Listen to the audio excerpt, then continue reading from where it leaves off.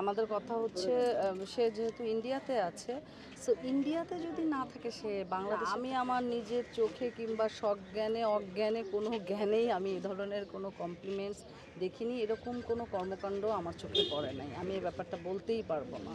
আশাবাদী, কারণ সবার সাথে কথা বলার আমার সুযোগ হয়েছে। তো ম্যাক্সিমামই বলছে যে কলি নিপুণ প্যানেলটিকেই ভোট করবে, তারা আশ্বাস দিচ্ছে আর আমরাও আশায় পাচ্ছি। আমার মনে হচ্ছে যে 570 জনের মধ্যে 550 আসবে। আমাদের কথা হচ্ছে সে যেহেতু ইন্ডিয়াতে আছে, সো ইন্ডিয়াতে যদি না থাকে সে বাংলাদেশে থাকলে সে আসবে। আপনার সঙ্গে কথা হয়েছে?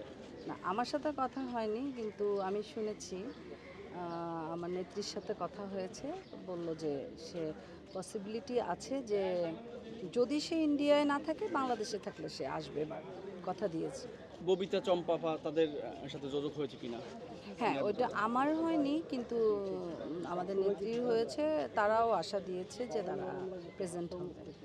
আমি আমার নিজের চোখে কিংবা সজ্ঞানে অজ্ঞানে কোনো জ্ঞানেই আমি এ ধরনের কোনো কমপ্লিমেন্টস দেখিনি, এরকম কোনো কর্মকাণ্ড আমার চোখে পড়ে নাই। আমি এই ব্যাপারটা বলতেই পারবো না।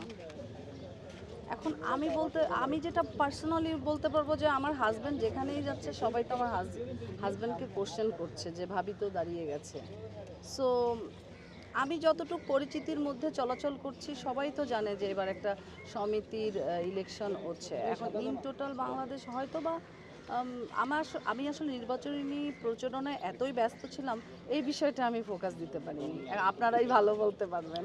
যেটা করব, আমি যদি ইলেকশনে পাস করতে পারি, যেটা হবে যে প্রত্যেকটা শিল্পী যাতে এই ইন্ডাস্ট্রিতে এসে তার একটা স্বাচ্ছন্দ্য বোধ করে।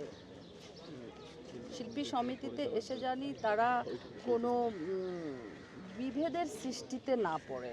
যেমন আমি তাদের খুব কাছাকাছি কথা বলেছি, তারা যেটা বলে যে যারা দামি শিল্পী, সিনিয়র শিল্পী কিংবা বড় শিল্পী, তাদের যে কদরটা করা হয়, যারা ক্যারেক্টার আর্টিস্ট, যারা ছোট নাচের ছেলেমেয়েরা কিংবা ছোট ছোট ক্যারেক্টার করে, তারা সে যোগ্য সম্মানটা পায়।